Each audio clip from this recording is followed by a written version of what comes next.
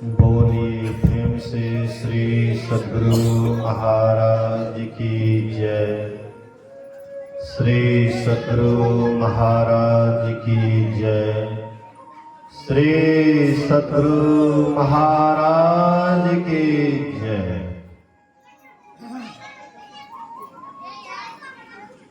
ध्यान मूलम गुरुर्मूर्ति पूजा मूलम गुरुः पदम मंत्र मूलम गुरुर्वाक्यम्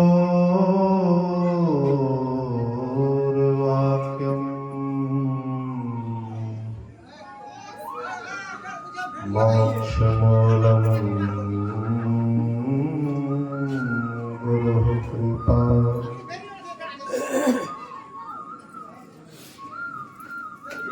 धन्य धन्य सतगुरु सुखद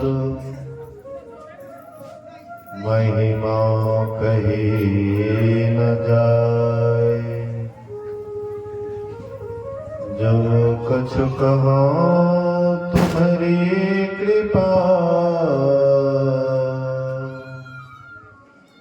मोते कछु न वसाए।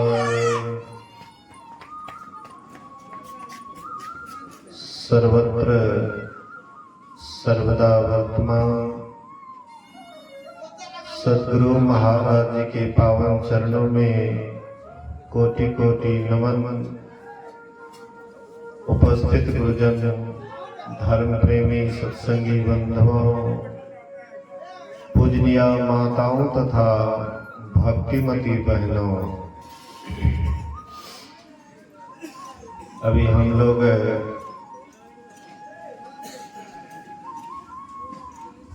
गोहणेशाद और लक्ष्मण जी के संवाद को सुन रहे थे। भगवान श्री राम जब वनवास के क्रम में पहले दिन तमसा नदी के किनारे व्यतीत किए, दूसरे दिन श्रृंगवेरपुर में जाकर जहां भगवान श्री राम के परम मित्र गोहणेशाद निवास करते थे, तो गोहणेशाद भगवान श्री राम के लिए व्यवस्था कर दी पत्ते के बिछोने का, क्योंकि वनवास के क्रम में कहा गया था तापस वेश विशेष उदासी 14 बरस राम वनवासी। तपस्वी का वेश हो और उदासी पूर्वक रहे 14 वर्ष के लिए राम को वनवास। तो वनवास बोले थे। गोहणेशाद अपने यहाँ भी ले जाने का कोशिश किए, बोले कि नहीं, हमको तो वन में ही रहना, किसी के घर वास नहीं, घर में वास नहीं करना, वनवास। उसमें भी बिछावन की व्यवस्था की तो उसको भी लौटा दिया कि नहीं, वन में जैसी व्यवस्था है उसी व्यवस्था में रहना है। वन में जो व्यवस्था उसी व्यवस्था के अंदर रहना है। घर से कोई सहारा नहीं लेना। घर से अन्न पानी की भी व्यवस्था किए, अन्न पानी भी नहीं, फल फूल कंदमूल फल फूल खा करके समय बिता रहे थे। तो जो योग्य सेवा है, भगवान श्री राम के आदेशानुसार जो उनके योग्य सेवा था, गोहणेशाद वहां तक कर दी। और फिर रात्रि का प्रहर था, भगवान राम और मैया जानकी दोनों बिछौने पर, पत्ते के बिछौने पर सो गए और लक्ष्मण जी पहरा देने के लिए जगे रहे। गोहणशाद भी उसके पास बैठ करके पहरा देने लगे। तो बातचीत के क्रम में बातचीत के क्रम में सवाल उठता है, गोहणशाद को बड़ा विषाद हुआ। भगवान श्री राम को पत्ते के बिछोने पर सोए गए। उसी जगह पर कोई गरीब का लड़का रहता तो किसी को शोक नहीं होता। कोई गरीब का बच्चा जंगले चला जाए तो कौन उसको पूछेगा? कोई कहेगा बड़ा गलती है, बड़ा ठीक नहीं किया, बड़ा गलती किया। लेकिन राजकुमार है, राजा का बेटा है, राजा का बेटा है और सब दिन फेन के सैया पर, फेन जैसे सैया पर सोए, तो सब तकिया गलीचा पूरा मतलब जो है ना, सारी व्यवस्था के अंदर रहे, राजघराने में रहे।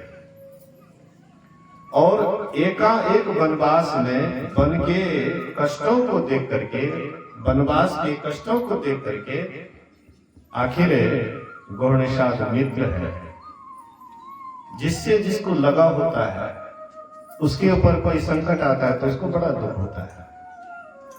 गोस्वामी तुलसीदास जी महाराज कहते हैं, जे में मित्र दुख हो ही दुखारी, ते नहीं बिलोकत पातक भारी, निज दुख गिरि समरज करी जाने, मित्र के दुख रज मेरु समाने, जाके असमति सहज न आई, सो सठ हथ कट करत मिटाई। कहते हैं कि जो मित्र के दुख से दुखी नहीं होता है, जो मित्र के दुख से दुखी नहीं होता है, मित्र के ऊपर संकट है और आप मजे में, तो फिर कैसी मित्रता? दोनों का हृदय एक ही होता है। जो जिसका मित्र होता है दोनों के हृदय एक ही होता है।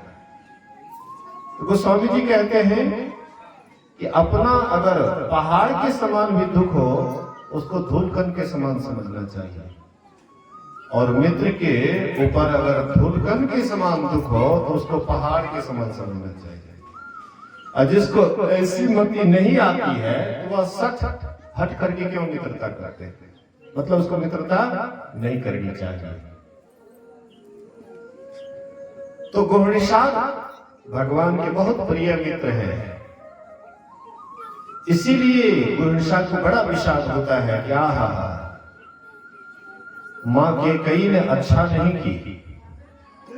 यह भरी जवानी में शादी हुई थी, दोनों आनंद से रहते, राजभोग करते, जवानी का आनंद लेते। लेकिन इस उम्र में, ये जवानी के समय में वनवास दिए अच्छा नहीं की। इसके लिए कैकेयी को बहुत तरह से कोसने लगे। लक्ष्मण जी उस समय में बड़ी शांत मुद्रा में है और बहुत सोच समझ करके जवाब देते हैं। बहुत धीर गंभीर है लक्ष्मण जी और बहुत ही गंभीर बात बोलते हैं। बोले लखन मधुर मृदु पानी। लक्ष्मण जी मीठा, मधुर मीठा, बोले लखन मधुर मृदु पानी, उसको मीठा बना करके मधुर पानी बोलते हैं। काहुन को सुख दुख कर जाता है, कोई किसी को सुख दुख नहीं देता है, सबको अपने ही कर्मों का फल भोगना पड़ता है।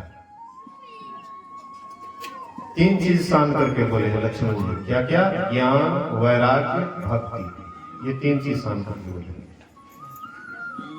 जो ये बात बोल रहे हैं लक्ष्मण जी, उसमें ज्ञान भी है, वैराग्य भी है और भक्ति भी है। तीनों चीज शान करके, ये तीन के ही आधार पर संतमत टिका हुआ है। ये तीनों को हटा दीजिए, ज्ञान, वैराग्य, भक्ति, तो क्या बचेगा? कुछ बचेगा? पक्षी को तीन चीज उसका मूल चीज है, पूंछ, पंख, पैर। ये तीनों चीज मूल चीज है। तीनों में से एक चीज को हटा दीजिए, पैर को हटा दीजिए, पक्षी कहीं पर नहीं ठहर पाएगी, कहीं पर बैठ नहीं पाएगी। पूंछ को हटा दीजिए, उसका बैलेंस गड़बड़ा जाएगा। उड़ती जो है, पक्षी उड़ता जो है, उसका बैलेंस गड़बड़ा जाएगा। पंख नहीं रहेगा तो उड़ेगा कैसे? ये तीनों चीज चाहिए। वैसे ही अगर आप ईश्वर को पाना चाहते हैं, परमात्मा को पाना चाहते हैं, तो तीनों चीज की आवश्यकता, ज्ञान, वैराग्य और भक्ति। ज्ञान किसको कहते हैं? ज्ञान कहते हैं जानने को। तो क्या जानने को कहते हैं ज्ञान? क्या हम लोग नहीं जानते हैं? यहाँ पर जो बैठे हुए हैं सब कोई अज्ञानी बैठे हुए हैं। अगर मैं कह दूं कि यहाँ पर जितने बैठे सब के सब अज्ञानी हैं, कोई आदमी बैठिएगा सत्संग में, हे महात्मा सबको अज्ञानी बना दिया, सबको अज्ञानी के नाम लिस्ट में नाम दे दिया। और कहेंगे नहीं आप लोग बहुत बड़े ज्ञानी हैं, तो आप लोगों को बड़ा खुश करता हूं। केवल आप ही लोगों के विषय में मैं नहीं कहता हूं। जो बिल्कुल पढ़े लिखे नहीं है, महिष चराता है, हाँ जंगल में रहता है, भेड़ बकरी चराता है, उनको भी जाकर के आप कह दीजिए कि तुम अज्ञानी हो, तो उसको भी बहुत जोर से लगेगा। वो भी कहेंगे कि नहीं हम ज्ञानी हैं। मतलब अज्ञानी कोई नहीं कहता अपने को कि मैं अज्ञानी हूं, ऐसा कोई नहीं कहता है। लेकिन हम लोग अज्ञानी है ही, अज्ञानी ही है, इसलिए ज्ञान का घमंड रखते हैं। अगर ज्ञान होता तो हम कभी नहीं कहते कि हम ज्ञानी हैं। ज्ञानी कभी नहीं कहा है कि हम ज्ञानी हैं।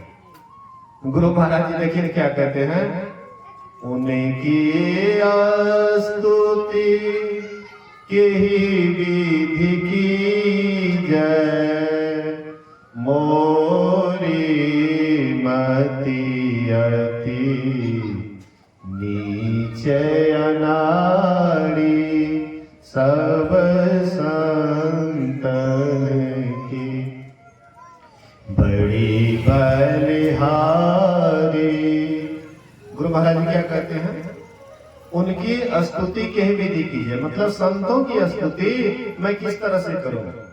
मेरी मति, मेरी जो बुद्धि है, हाँ मति है, नीच है, अनाड़ी है। मतलब मैं कुछ नहीं जानता हूँ। किस तरह से उनकी संतों की स्तुति करो, मैं बिल्कुल कुछ नहीं जानता हूँ, अज्ञानी हूँ। तो गुरु महाराज जी अज्ञानी थे, अज्ञानी थे। गुरु महाराज जी अज्ञानी थे, तब कौन ज्ञानी हो सकता है? किसको हम ज्ञानी कहेंगे तब? कबीर साहब अज्ञानी थे, लेकिन अपने को अज्ञानी घोषित करते थे। संतों की यही बड़ाई है।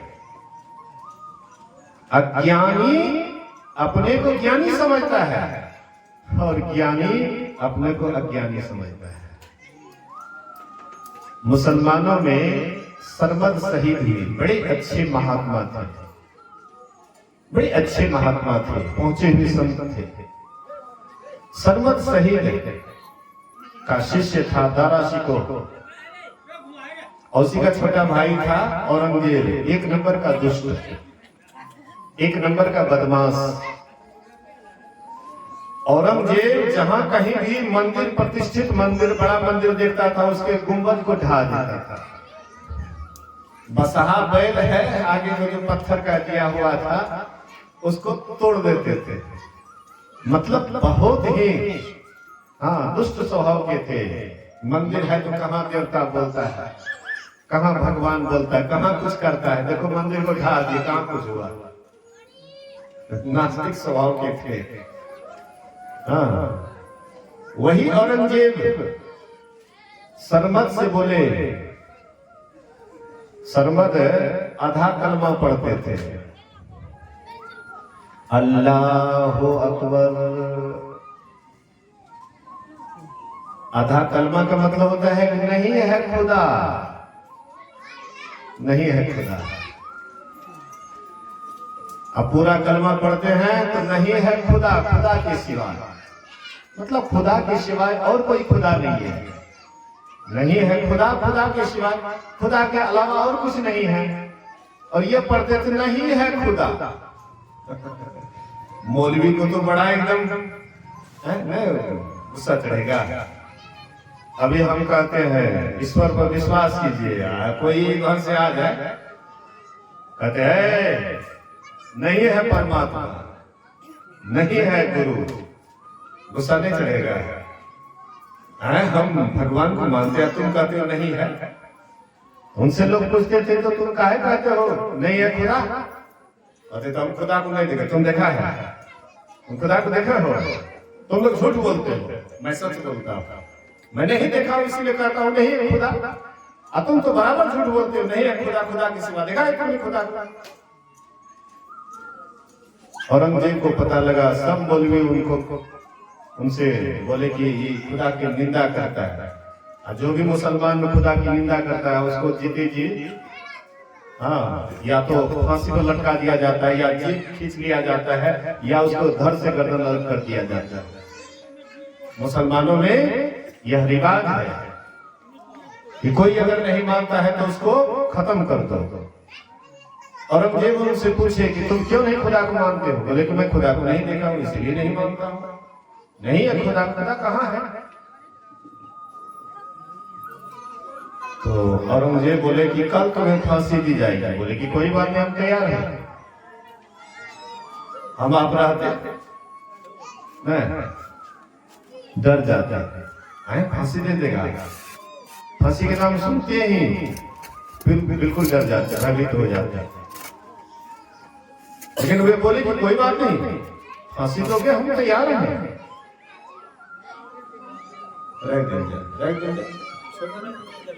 बैठा सुना।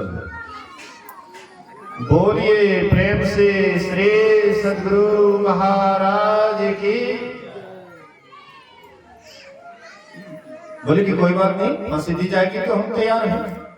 दूसरे दिन पूरा दरबार भरा हुआ था, बहुत दिल्ली में बहुत लोग आए हुए थे देखने के लिए। आज सरमद को फांसी दी जाएगी। उस समय में भी पूछा, कहा कि अभी भी तुम खुदा को मान लो, कहो कि खुदा है। बोले कि क्यों कहूं झूठ बात? झूठ बोलने का आदत ही नहीं है। नहीं है खुदा, खुदा है ये नहीं है। खुदा होता तब न कहते हैं। हम जब तक देखें, जब लग नहीं देखो निज ने ना, तब लग न मानो गुरु के बिना। कैसे मैं बात विश्वास कर लूं तुम्हारी बात पर? हमने देखा ही नहीं है कि कैसे कहूं? हाँ तुम दिखा दो तो हम मान लेंगे। तो किसमें ताकत था कि दिखा देते? हाँ, रामकृष्ण परमहंस जी महाराज जैसे गुरु मिलते तो स्वामी विवेकानंद को दिखा दिए तो वैसे दिखा देते। लेकिन वो तो अपने गोबर गणेश था, वो दूसरे को क्या बताता? तो अपने अज्ञानी था, लेकिन खुद ज्ञान की बात कर रहा था। अज्ञानी होते हुए ज्ञान की बात कर रहा था, लेकिन ये ज्ञानी था, इसलिए अपने को अज्ञानी घोषित कर रहे थे। बोलिए श्री सद्गुरु महाराज। देखिए संतों की कैसी बढ़ाई है। अंत में बोले कि तुम्हारा अब धड़ से गर्दन अलग कर दिया जाता। जल्लाद को बोले इसका धड़ से गर्दन अलग करो।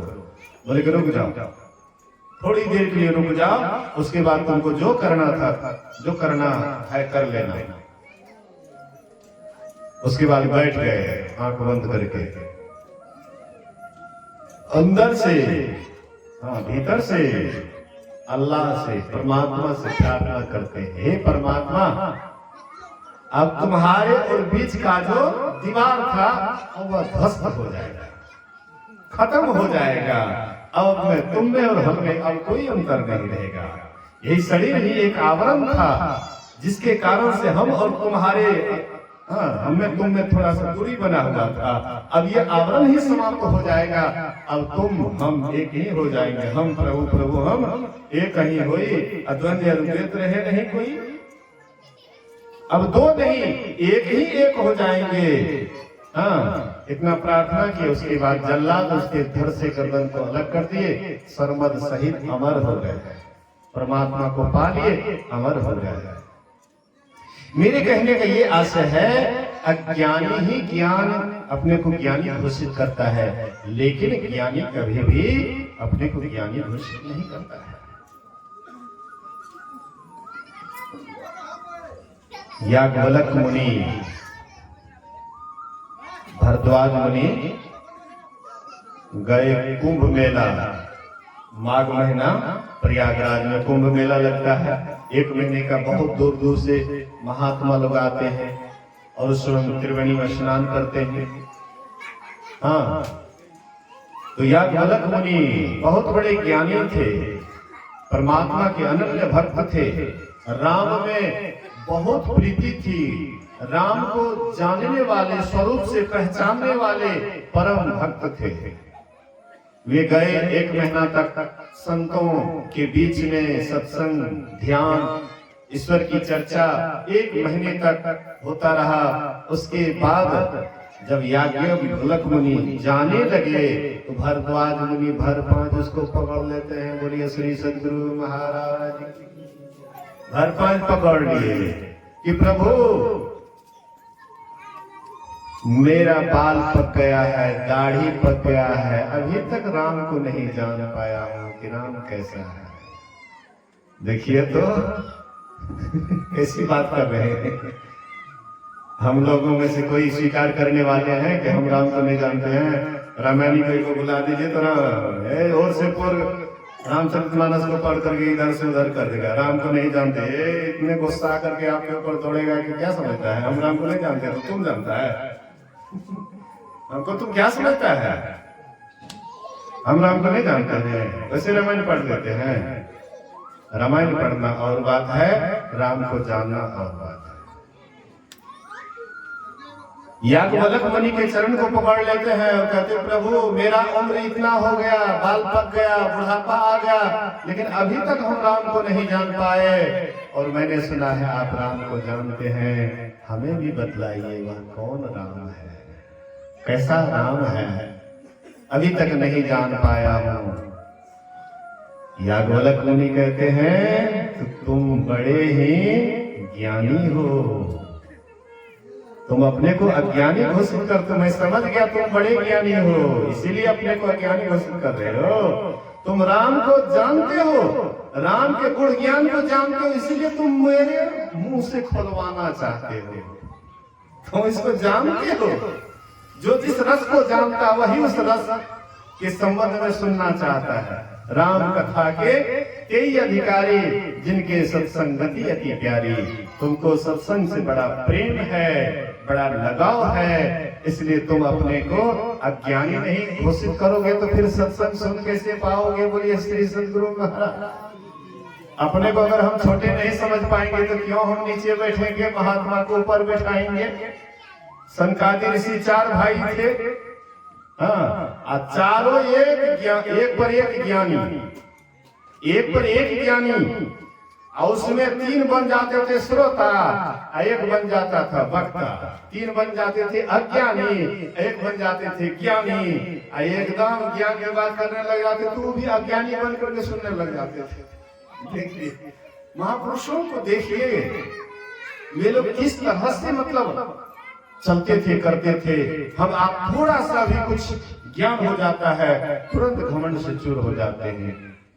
आज महात्मा है, मंच पर बैठा हुआ है, थोड़ा सा भी नीचे से कुछ बोल दीजिए, देख लीजिए आपको लगेगा सीधे खाइए जाएगा, खा ही जाएगा। तुम मेरे सामने बात करते हो, क्या समझ रखे हो? मतलब ये क्या है? अपने आप को मतलब जो है ना अज्ञानी घोषित करने का ये सब नमूना है। लेकिन जो जितने बड़े ज्ञानी होते हैं देखिए उतने नम्र हो जाते हैं। फल को देखते हैं, मंजर होता है तो हल्का सा, हाँ हल्का लगता है, और उसमें टिकुला होता है तो और लगता है, उसमें और बड़ा आम होता है और लग जाता है, और जब पकने वाला होता है तो बिल्कुल देखिए बिल्कुल झुक जाता है। क्या उसमें सीधा होता है? नम्रता सबसे बड़ी बात है। महापुरुष जितने भी वे सबके सब बड़े नम्र हुए। ज्ञानी का मतलब ही है नम्र है। तो ज्ञानी किसको कहते हैं? कहते हैं अपने शरीर को जानना यही अज्ञान है, और अपने आप को जान जाना यही ज्ञान है। माया इसना आपका जान कहिए सो जीव, बंध मोक्ष पर सर्व पर माया प्रेरक शिव। जो अपने को नहीं जानते हैं, माया को नहीं जानते हैं, ईश्वर को नहीं जानते हैं, वही अज्ञानी है। और अपने को जानने वाले, ईश्वर को जानने वाले, माया को जानने वाले, उसी को ज्ञानी कहते हैं। इसी का नाम ज्ञान है। मतलब आत्मा का ज्ञान ही ज्ञान है। बात बाकी जितना भी ज्ञान की बात कहते सुनते हैं, ये सब अज्ञान है। कमाना, खाना, बाल बच्चा पैदा करना, घर परिवार का भरण पोषण करना, ये सब जितनी भी आपके पास कला है, ये ज्ञान का निशान नहीं है। ज्ञान का निशान अपने अंदर चलने से असली ज्ञान की प्राप्ति होती है। तो ज्ञान वैराग्य। वैराग्य किसको कहते हैं? घर छोड़ देना वैराग्य नहीं है।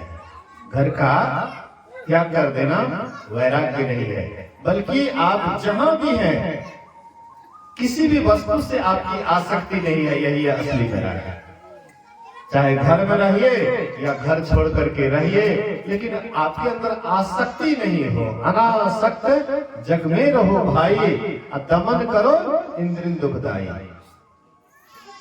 कहते हैं कि तुम जहां भी हो, कबीर साहब कहते हैं, अवधो भूले को घर लावे, सोजन हमको भावे।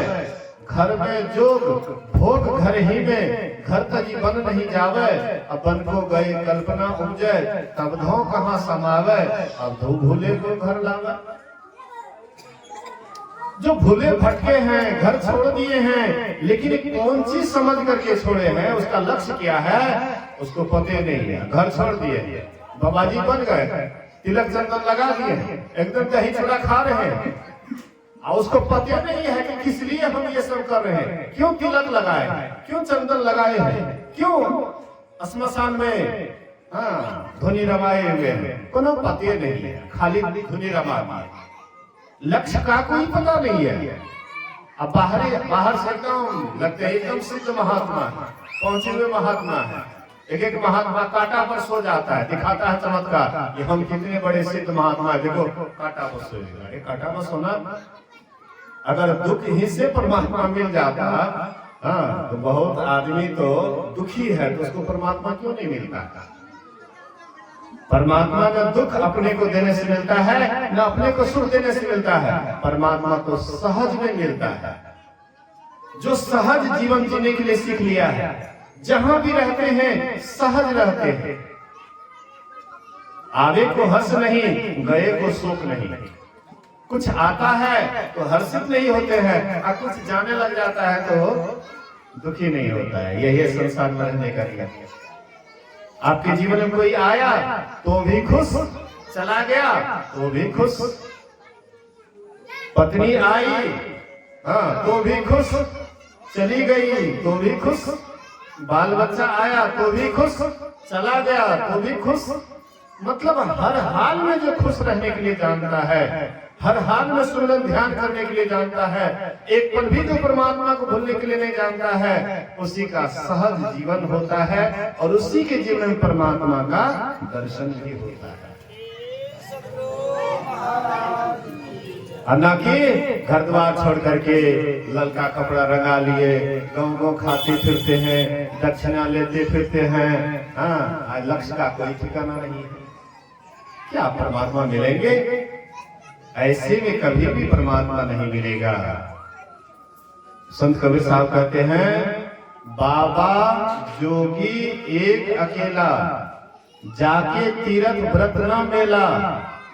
झोली पत्र विभूति न बटवा, अनहद बैन बजावे। मांगी न खाए, भूखे न सोवे, घर आंगन फिर आवे। 5 जना की जमाती चलावे, तास गुरु हम चेला। कहे कबीर उन्हीं देश सिधाए, बहुरिन यही जग मेला। कबीर साहब कहते हैं, बाबा जोगी एक अकेला, जो चाहे घर गृहस्थी में रहे या उनसे अलग रहे, लेकिन अपने अंदर से अकेले रहता है। खीरा की तरफ। बोलिए श्री सदगुरु महाराज की। खीरा के देखते हैं ना, ऊपर से बिल्कुल प्लेन है, बिल्कुल प्लेन, अंदर से देखिएगा एकदम दड़ा है, अंदर से फटा हुआ और बाहर से बिल्कुल सटा हुआ। बाहर से कोई देखेगा खीरा को है, कि भीतर से अलग है। बाहर से देखने में लगेगा कि एकदम बिल्कुल, हाँ एकदम बिल्कुल मिला हुआ है। अब तोड़िए तो तब देखिए दड़ा तो दड़ा। ऐसे ही जो संसार में रहते हैं, हाँ चाहे बाल बच्चे के साथ रहे या बाल बच्चे से अलग रहे, लेकिन किसी से भी आसक्ति नहीं रखते हैं, तो बाबा जोगी एक अकेला जो अपने अंदर में अकेले रहता है, परमात्मा से स्नेह रखता है, ईश्वर से स्नेह रखता है। संसार में रहता है तो संसार में भी वैसा बर्ताव नहीं करता है कि लोग उससे टूट जाए। बाहर से वह मेल मिलाप करके रखता है, हाँ जी सब में ठीक है हाँ बहुत बढ़िया बहुत बढ़िया, लेकिन अंदर से सबसे अलग रहता है।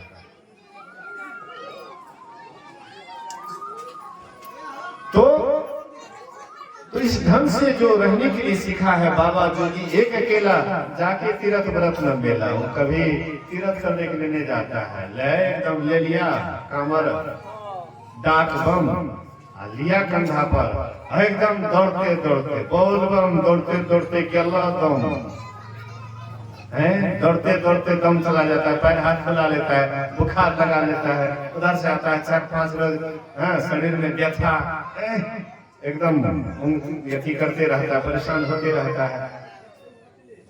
क्या है, कहाँ जा रहे हैं, किसको खोजने जा रहे हैं?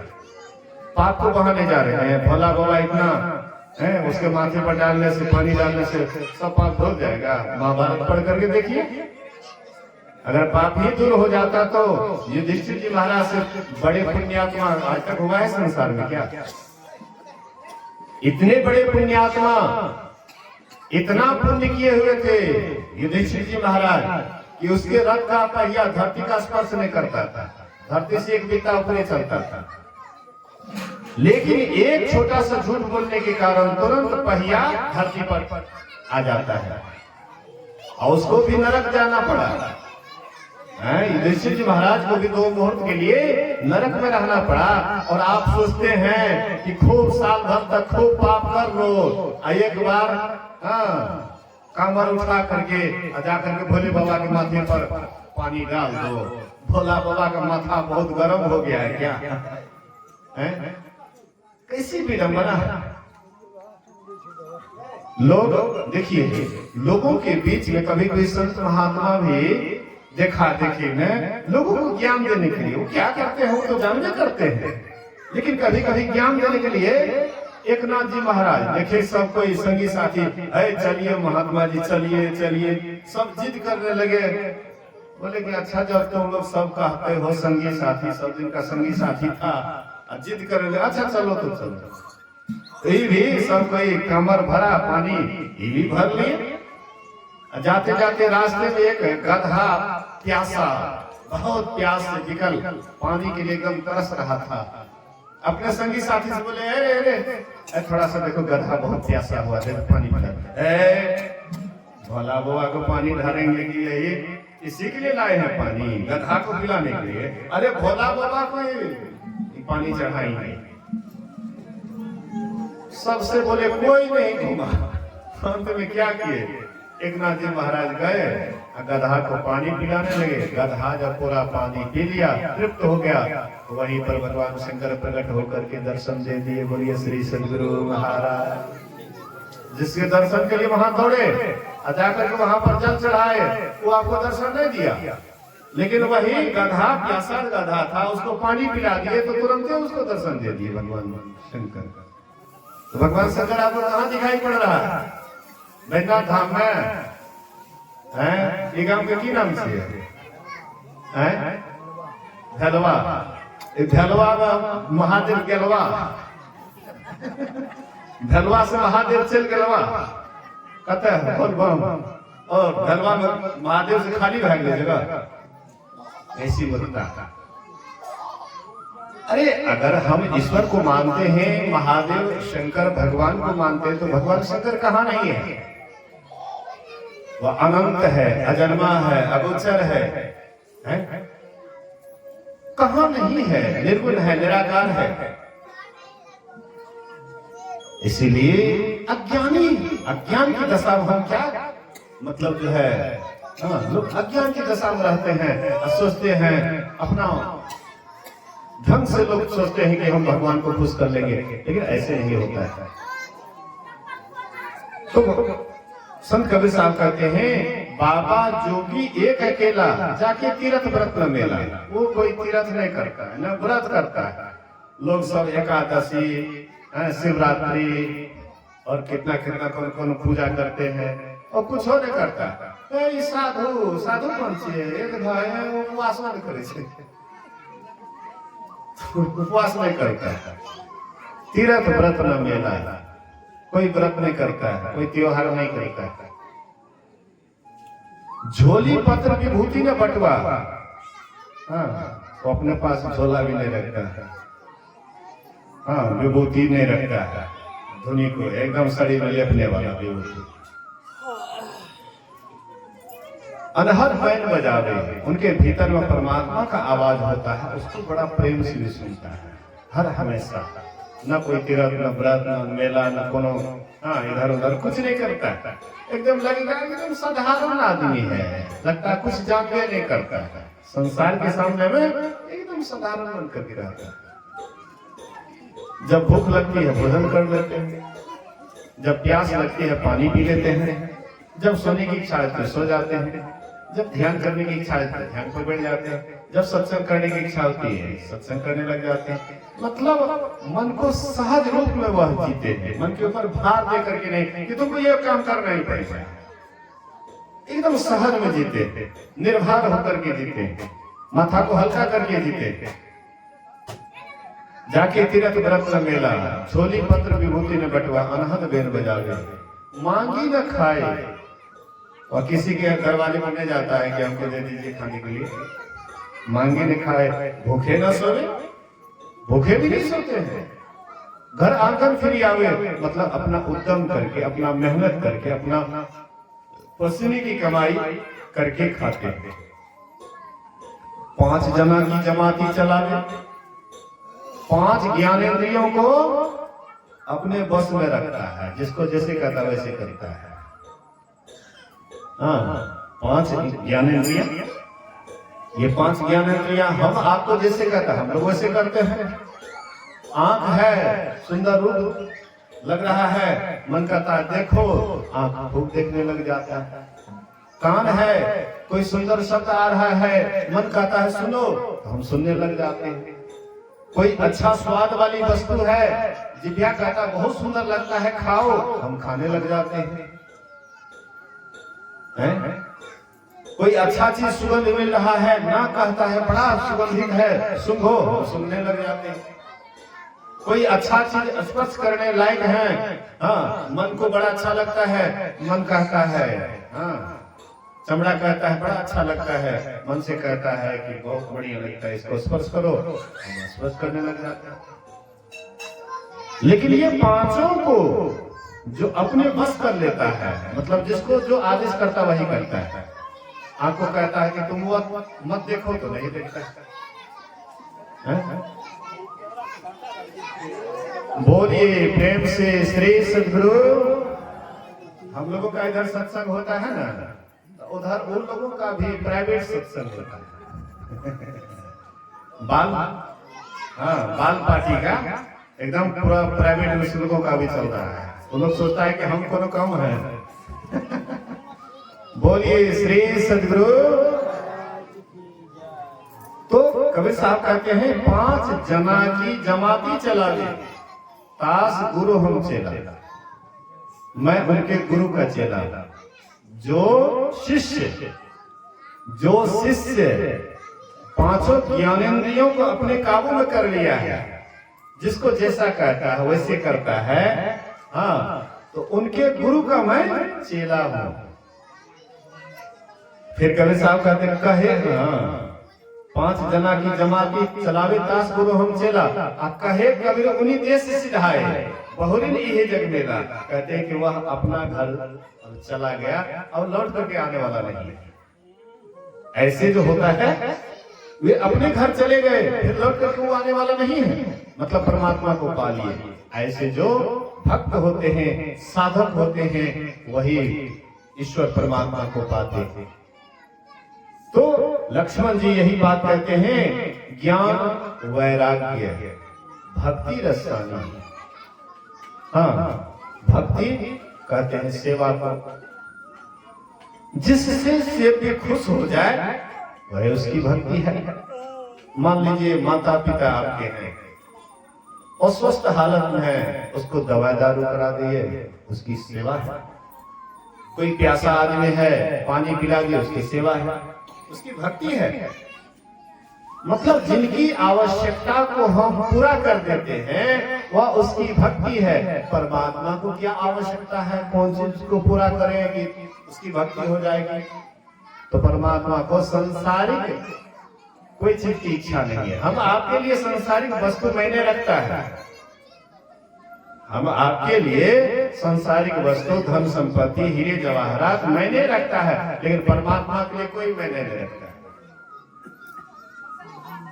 परमात्मा के लिए ये सब संसारिक जितनी भी वस्तु है कुछ भी मैंने नहीं रखता है। हम आपको कुछ धन दौलत मिल जाता है तो कितना खुश हो जाते हैं, फूले नहीं समाते, कहते हैं कि हमको भी मिल गया, वाह आज हमको बहुत धन मिला, आज हमको बहुत संपत्ति मिल गई, फूले नहीं समा रहे। परमात्मा के लिए 0/0, लेकिन कुछ भी नहीं। तो सबको देखते हैं, सब सामान्य मात्रा में देखते हैं, कहते हैं कुछ सुने, किसी में कुछ नहीं है। अजब हैरान हो भगवान, तुझे कैसे रिझाऊं मैं? न बाहें हैं, न गर्दन है, न सीना है, न पेशानी, तू ही निर्लेप नारायण, कहां चंदन लगाऊं मैं? तो ये जो परमात्मा है, ईश्वर है, सबके मालिक हैं, वे मालिक को संसार की कुछ नहीं चाहिए। अगर चाहिए तो हम आप। अगर परमात्मा को ऐसे तो कुछ चाहिए नहीं, लेकिन अगर परमात्मा कुछ चाहता है तो हम आपको चाहता है।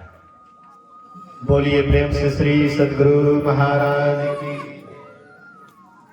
संसार में संतान सुख सबसे बढ़कर के, संतान सुख सबसे बढ़कर के।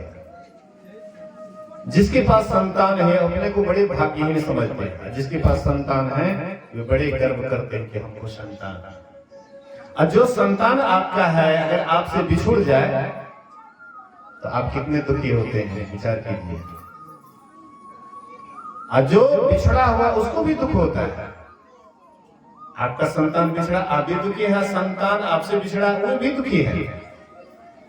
तो जैसे वह संतान, जो बच्चा माँ बाप से बिछुड़ गया है, अगर उसको कोई प्रधानमंत्री की गोद में दे दीजिए और कहिए कि इसे तुम प्रधानमंत्री की गोद में, इसलिए चुप हो जाओ, बच्चा चुप नहीं होगा। वो बच्चा को खिलौना दे दीजिए, थोड़ी देर के लिए खिलौना लेकर के थोड़ी देर के लिए चुप होगा, फिर बच्चा रोने लगेगा।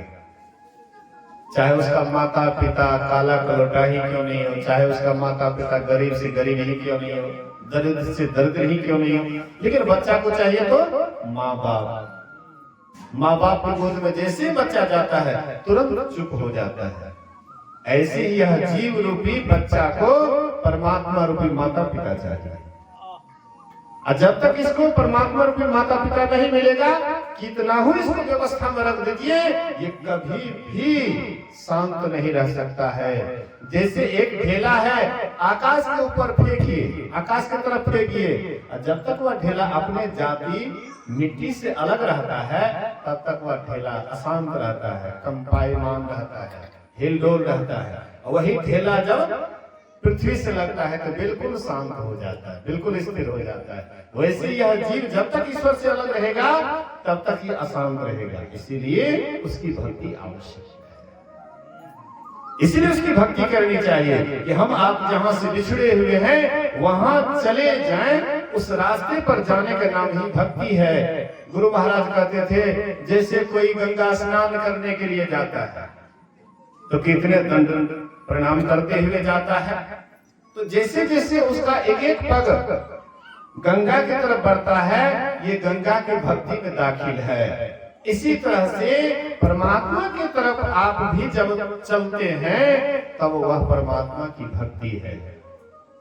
तो गंगा की तरफ जाने के लिए तो आप पैर से जाएंगे, या परमात्मा की तरफ जाने के लिए कौन सी से जाएंगे? गंगा की तरफ जाने के लिए तो आप पैर से जाएंगे, गाड़ी से जाएंगे, या जैसे भी वैसे जाएंगे, लेकिन परमात्मा की तरफ कैसे जाएंगे?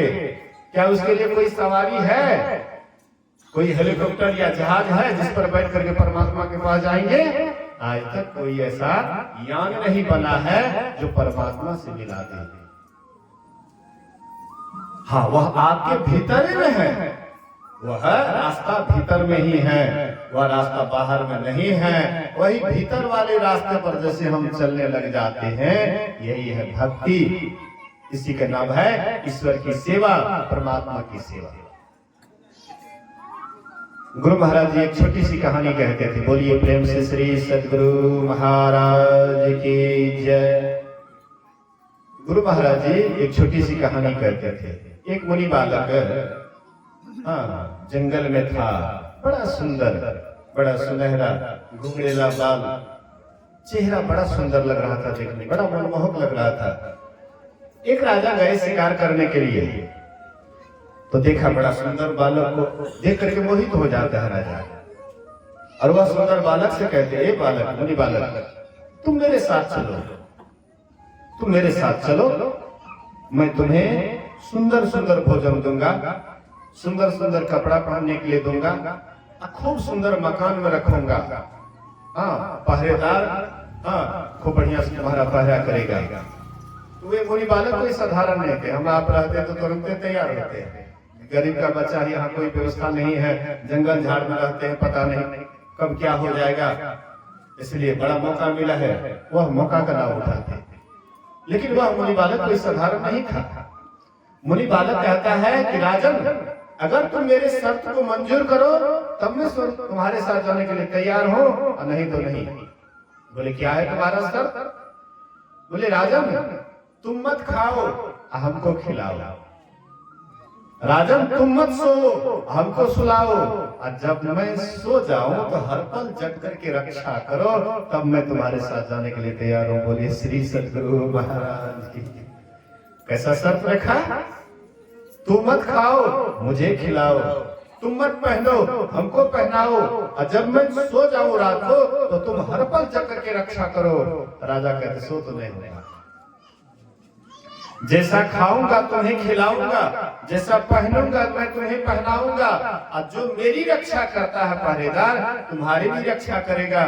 बोले मुझे ऐसे मालिक की जरूरत नहीं है, ऐसे मालिक हमको नहीं चाहिए। मेरा मालिक कैसा है कि खुद नहीं खाता है, हमको खिलाता है, खुद नहीं सोता है, हमको सुलाता है, खुद नहीं खाता है, हमको खिलाता है, खुद नहीं पहनता है कपड़ा, हमको पहनाता है, और जब मैं सो जाता हूँ हर पल जग करके रक्षा करता है। ऐसे मालिक को छोड़कर के तुम्हारे साथ जाऊं, जो शरीर इंद्रियों का गुलाम है, ऐसे गुलाम के साथ जाऊं? सोचिए वह मालिक कैसा है, खुद नहीं खाता है, हमको खिलाता है, हम आपको पूरा दुनिया में खिलाता है। दाता एक राम, भिखारी सारी दुनिया, भिखारी सारी दुनिया, देवता एक राम, पुजारी सारी दुनिया, पुजारी सारी दुनिया, दाता एक राम। एक परमात्मा ही पूरे दुनिया को खिलाता है। अगर वही खाने लगे तो भला उसको कौन खिला सकता है? हम आप कहेंगे कि बाबा जब परमात्मा नहीं खाते हैं तो हम लोग प्रसाद चढ़ाते हैं, तो प्रसाद चढ़ाते हैं तो क्या करते? परमात्मा को खिलाते हैं। खड़ी खोटी भाषा में कहेंगे तो परमात्मा को आप कुछ भी नहीं खिला सकते। हाँ, आपकी श्रद्धा है, आपकी श्रद्धा है, इसलिए अलग बात है। अब बाबा साहब तो ऐसे संत थे, ऐसे महापुरुष थे कि प्रसाद चढ़ाने के लिए नहीं देते थे। फोटो नहीं रहता था कि फोटो जाकर चढ़ा देंगे। बाबा साहब खुद ही अपने थे, फोटो नहीं रखते थे। अब कोई अगर जबरदस्ती चढ़ा देते थे तो बाबा साहब सत्संग समाप्ति के बाद उठाते थे, वह ले जाकर के स्वामी जी महाराज को धर देते थे। बोलिए श्री सद्गुरु महाराज। स्वामी महाराज को दे दिए, जाओ तुम खाओ। बोले ये तो धीरे धीरे जो है ये दूसरा प्रथा निकल जाएगा, ये प्रसाद चढ़ाने का, अगरबत्ती घुमाने का, ये सब तो एक नियम निकल जाएगा। निकलिए गया बाबा साहब जिसके लिए लोगों को रोकते थे, हाँ वो रुकने वाला थोड़े है। सगरे अगरबत्ती घुमाते, वहां दुर्गा मैया, सरस्वती मैया, पार्वती मैया, उधर शिवलिंग पर सर हर जगह अगरबत्ती घुमाते। तो गुरु महाराज जी को नहीं घुमाएंगे? आदत पड़ गया है ना, बाहरी भक्ति करने का आदत पड़ गया। बाबा साहब को इसीलिए बहुत टाइट थे कि कहीं हो न हो लोग धीरे धीरे बहिर्मुखी न हो जाए, बाहरी भक्ति में न लग जाए। अब बात वही हो गया। अभी बहिर्मुखी इतना हो गया है, इतना बहिर्मुखी हो गया है कि मत पूछिए। उसको मना कर दीजिए तो मुंह फुला करके, बाबा ठीक नहीं है, बाबा का नहीं ला भैया, ये बाबा ठीक नहीं है।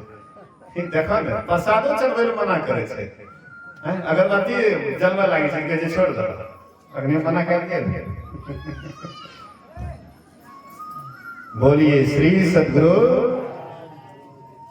जो अच्छे महापुरुष होते हैं वे आपको बाहर नहीं भटकाते। गुरु महाराज जी तस्वीर क्यों रखे? ध्यान करने के लिए, प्रसाद चढ़ाने के लिए नहीं, अगरबत्ती घुमाने के लिए नहीं, बल्कि ध्यान करने के लिए। हम जिसका ध्यान करते हैं वह रूप अगर बराबर सामने में होता है, वह रूप को बराबर देखते हैं तो ध्यान में जल्दी वह छवि आ जाता है। ध्यान करने के लिए वह फोटो रखा है, न कि प्रसाद और अगरबत्ती घुमाने के लिए। लेकिन हम लोग तो बस ऊंची छोड़िए देते हैं, नकली को पकड़ लो, असल से हटल और नकल से सटल। गुरु महाराज जी के पास गए कोई आदमी प्रणाम करने के लिए, तो गुरु महाराज कहते हैं प्रणामे करके न चलिए, जरा प्रणाम कर रूप का कंटा अपना अंदर में हो गई, प्रणाम करके नहीं चलिए। जरा प्रणाम करे वो रूप अपना अंदर में देखे की कोशिश कर। गुरु महाराज जी बात बात पर संकेत करते थे, बात बात पर उपदेश करते थे, बात बात पर आपको चेताते थे, और नहीं चलिएगा तो क्या करेगा? संत महापुरुष हम आपको बराबर सुमार्ग दिखाते हैं। कहने का मतलब है ईश्वर परमात्मा सबको खिलाते हैं, परमात्मा को कोई नहीं खिला सकता है। दाता एक राम, भिखारी सारी दुनिया, और देवता एक राम, पुजारी सारी दुनिया। मलिकदास जी महाराज पहले सेठ थे, धनी मनी सेठ थे, अब बगल में ठाकुरबाड़ी था, बगल से जा रहे थे, उधर ठाकुरबाड़ी में सीताराम सीताराम सीताराम महात्मा रट लगा रहे थे। बोले अरे तुम्हारा सीताराम क्या सबको खिलाता है, दिन रात सीताराम सीताराम, ऐसे क्या होने वाला है? बोले क्या सीताराम हमको भी खिलाता है, सीताराम आपको भी खिलाता है, पूरा दुनिया को सीताराम खिलाता है। क्या सीताराम दुनिया को खिलाता है? तो हाँ, अच्छा हम देखते हैं तुम्हारे सीताराम को जांचते हैं, अगर सीताराम जांच में ठहर गया तब तो हम भी सीताराम को मानेंगे, और नहीं तो तुम्हारा ठाकुरबाड़ी वगैरह सबको हम फांसी पर लटका देंगे और ठाकुरबाड़ियों को समाप्त कर देंगे। मलिकदास जी महाराज चले गए जंगल, जंगल जाकर के जो सबसे बड़ा पेड़ था उस पेड़ पर चढ़ गए और बोले कि देखते हैं सीताराम हमको कैसे खिलाता है। ऊपर चढ़ गए, कुछ सज्जन लोग आ रहे थे, उसके पास भोजन की सामग्री थी, निकाले खाने के लिए, और तब तक मैं डाकू एकाएक आ गया। जैसे देखा डाकू आ गया, भोजन क्या करेंगे? जान बचाएंगे कि भोजन करेंगे? जान बचने के बाद भोजन हेले करेगा। भोजन वोजन छोड़ छाड़ करके भाग गए, और जो डाकू लोग उसका पीछा किया, डाकू भी भूखा था, बेचारा भूख लगा था। बोले कि चलो परमात्मा की बड़ी कृपा हुई, लूटने तो नहीं दिया, कम से कम भोजन तो मिल गया, चलो हम लोग भोजन करेंगे। फिर एक आदमी कहता अरे भाई कहीं इसमें विषय मिला दिया हो, कहीं भोजन करेंगे मर जाएंगे तो? बोले कि पहले किसी को खिलाओ, मरेगा तो पहले वही नहीं, परीक्षा भी हो जाएगी और उसके बाद हम लोग आराम से खा लेंगे। तो देखता है नजर कहीं नहीं मिला, खोजते खोजते अंत में किसी कोई आदमी देखता है वो ऊपर में ये है आदमी बैठा हुआ, ऊपर में बैठा हुआ। देखिए परमात्मा की कैसी लीला है, परमात्मा आपको किस तरह से आपका देखरेख करते हैं। एक का नजर चला गया, बोले कि अरे एक आदमी बैठा हुआ है, अरे कहीं उसी गिरोह का कोई आदमी तो नहीं है? अच्छा चलो सबसे पहले उसी को खिलाओ, मरेगा तो वही नहीं, पहले उसी को खिलाओ। एक डाकू को बोले कि तुम जाकर के इसको खिलाओ, खोचड़ी में भोजन बांध लिए। हाँ, गए वहां, उसके हाथ को पकड़ कर कहते हैं भोजन करो, भोजन करो। ये मने मन कहता है, बोला नहीं, मने मन कहता है। हम अपने हाथ से भोजन भी नहीं करेंगे। देखते हैं सीताराम हमको कैसे खिलाता है, देखते हैं कैसे खिलाता है सीताराम। हाथ देता है तो हाथ काम नहीं कर रहा है, गुस्सा है, 2-4 थप्पड़ लगाया, कहते भोजन करके नहीं करता है। बस अपने से डाकू भोजन लेकर के उसके मुंह में डालने लगे।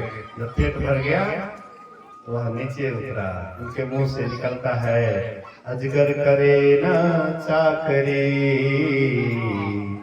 अजगर करे ना चाकरी, पंछी करे ना काम, दास मलुका कह गए सबके दाता राम, दास मलुका कह गए सबके दाता राम। उसको काहे बजाते हैं? उसका अपना घर है, इसीलिए बारंबार आता है अपना घर। हम लोग उसके घर को छेक लिए, इसीलिए वो बारंबार आ रहा है, आप लोग उसको बजा रहे हैं। बोलिए प्रेम से श्री सदगुरु।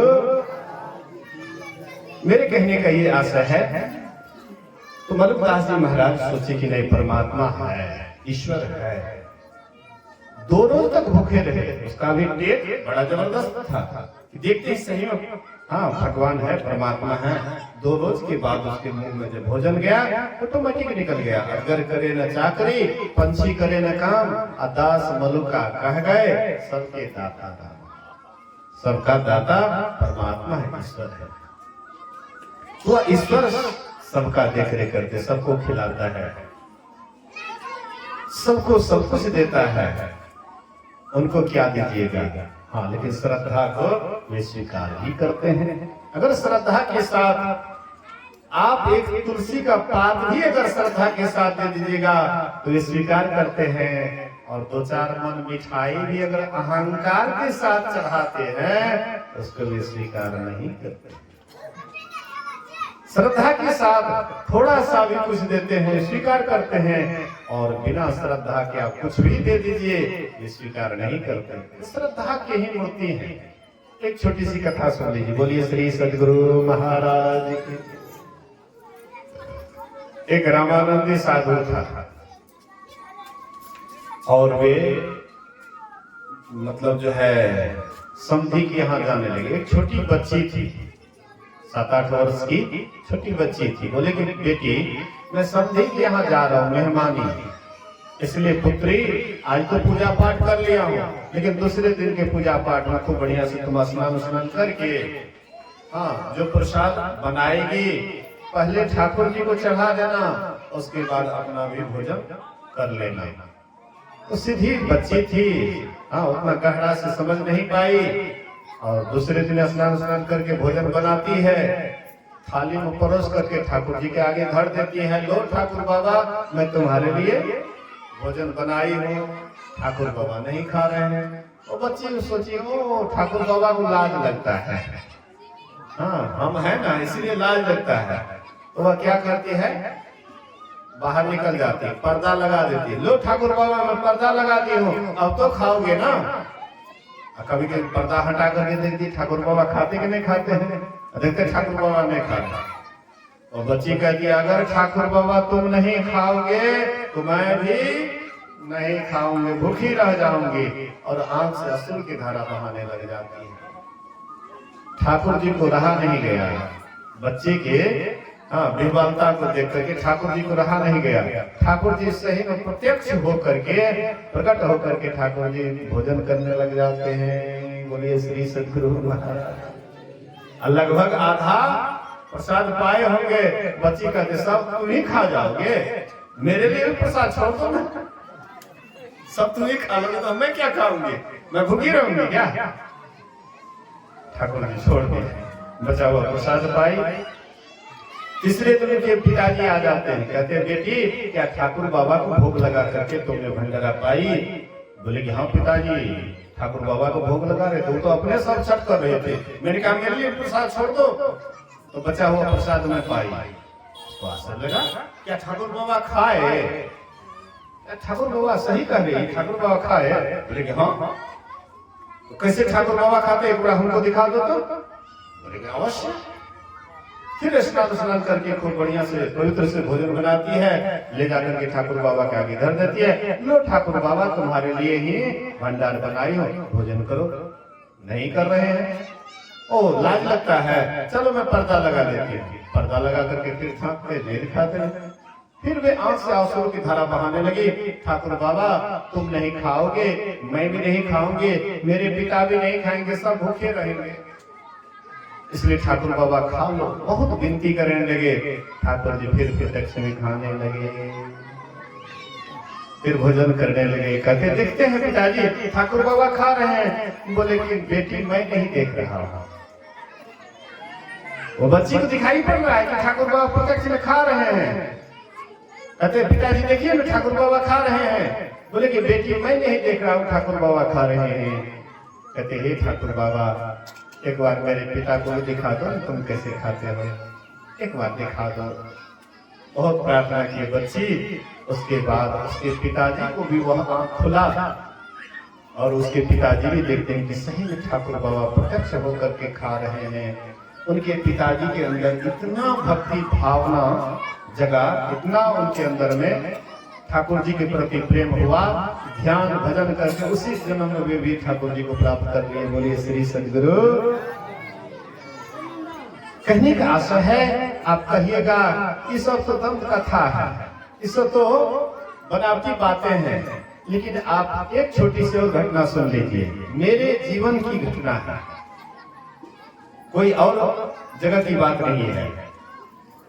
गोठवालगंज में सुभाष बाबू उनको साहेब जी भी उसको कहते हैं। वे लालगंज में भी उनका ससुराल है, वहां भी घर बनाए हुए हैं।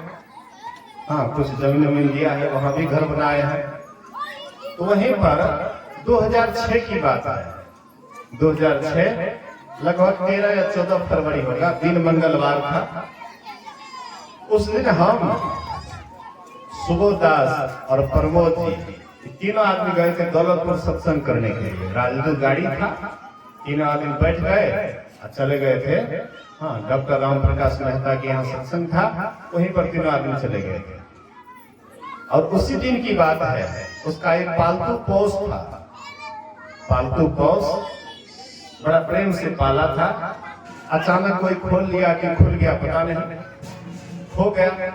तो सुभाष जी व्याकुलता पूर्वक कहाँ गया खोजने के लिए, गुरु महाराज कहाँ क्या हुआ नहीं हुआ, चले गए खोजने के लिए। उसकी माँ सत्संगिनी थी, वो भी चली गई सत्संग भवन। गुरु महाराज बहुत प्रेम से पाले थे अपने उस बच्चा के जैसे, कहाँ चला गया पता नहीं। उनकी पत्नी गुरु महाराज के पास प्रार्थना कर रही है, ये अकेली बच्ची घर में रो रही है। मेरे ही वेश में साइकिल से उसके यहाँ जाते हैं। जिस दिन मैं वहां राजगीर से गाड़ी से वहां गया हुआ था दौलतपुर, और वही दिन उसके दरवाजे पर ही संध्या के समय में, इससे हल्का सा सवेरा या ऐसे ही समझिए संध्या का बेला था, सांझ बाती का समय था। साइकिल से गए और बच्ची को रोते हुए देख करके कहते हैं काहे रो रही है, चुप हो जाओ। तो नहीं बाबा एना ना बात भले पाड़ी पोस खुल गए, पता नहीं की भले नहीं भले, पिताजी गए माँ भी गए तब नहीं मिले। नहीं चिंता नहीं करी, तोहर पोस लगुनिया हॉस्पिटल में बांधल, कनिया देर में तोहर पिताजी बोला नहीं चिंता कर, चुप हो। बच्चा चुप क्या चुप भाग गए। बाबा रुका नहीं रुका, तुरंत साइकिल को बैठे बस निकल के बोले बोलिए श्री सद्गुरु। 6 महीने के बाद मैं मछहा सत्संग मंदिर पर गया हुआ था, वो अभी बच्ची आई हुई थी अपने माता पिता के साथ। मैंने उनसे पूछा, हाँ सुभाष जी हमसे मिले थे तो बोले थे ऐसी ऐसी घटना, आप मेरे यहाँ गए तो हम आपका कोई अवगत नहीं कर पाए, कोई स्वागत नहीं कर पाए, आप वैसे ही चले गए। मैंने कहा कब? वह 3 तारीख बतलाए। हम बोले कि हम लोग तो 3 आदमी थे साथ में, और भी दौलतपुर में थे, हम लोग तो थे नहीं। तो नहीं बाबा मेरी बच्ची आपको पहचानती है, आप गए उसको चुप किए हैं, रो रही थी। तो 6 महीने के बाद वही सत्संग मंदिर में हम उससे पूछे, रानी क्या मैं ही गया था तुम्हारे यहाँ, तुम रो रही थी? चुप कराने के लिए, हाँ बाबा हमने चिन्हे थी तोरा, हमने चिन्हे तो है कलर है, अब तू चुप क्या क्या ओकर वास्ते के तुम बैठला चल चला ना। हम बोले कि हम तो कितना दिन से साइकिल चलाना नहीं छोड़ दिए हैं, साइकिल भी नहीं चलाता, और हम उस डेट में थे भी नहीं घर पर, हम लोग गए थे सत्संग करने के लिए। नहीं बाबा तो है रहा। हम बोले कि तुम बड़ भागिनी है, तुम बड़ भागिनी है। गुरु महाराज जी तुम्हारे भक्ति भावना को देख करके, तुम्हारे शुद्ध प्रवृत्ति को देख करके, तुम्हारे दर्द को देख करके गुरु महाराज से रहा नहीं गया। तो गुरु महाराज सोचे होंगे कि और आदमी के वेश में जाएंगे तो वह बच्ची चुप में होकर के और डर जाएगी, अनजान रूप में जाएंगे तो वह बच्ची चुप नहीं होकर के और डर जाएगी। और मैं उसके यहाँ गया था, उनके बासे पर सत्संग किया हुआ था 2-3 दिन तक, इसलिए वह बच्ची हमसे घुली मिली हुई थी, हमको जानती पहचानती थी। इसलिए मेरे वेश में जाकर के वह बच्चा को चुप करा दी, वह बच्ची को चुप करा करके गुरु महाराज जी निकल गए। आप इसको भी कहिएगा दम कथा, ये प्रमाण के साथ है। अभी भी आप जाकर के वह बच्ची से पूछ सकते हैं, उनके पिताजी से पूछ सकते हैं कि घटना सही है या गलत। परमात्मा आपके भक्ति भाव को देखता है, आपके विह्वलता को देखता है, आपके प्रेम को देखता है। आपके अंदर जब प्रेम होता है तो परमात्मा को रहा नहीं जाता है, वे आपको किसी न किसी तरह से आपकी मदद कर देते हैं, आपकी सहायता कर देते हैं। मतलब करने का है, हम आप भी श्रद्धा विश्वास के साथ उनकी भक्ति करेंगे, उनके कथनानुसार चलेंगे तो हमारा इहलोक भी बनेगा और परलोक भी बनेगा। इसी वचन के साथ अपने वचन में विराम देता हूँ। आइए कुछ भजन होगा, उसके बाद आरती की ओर चलेंगे। बोलिए प्रेम से श्री सद्गुरु महाराज की जय।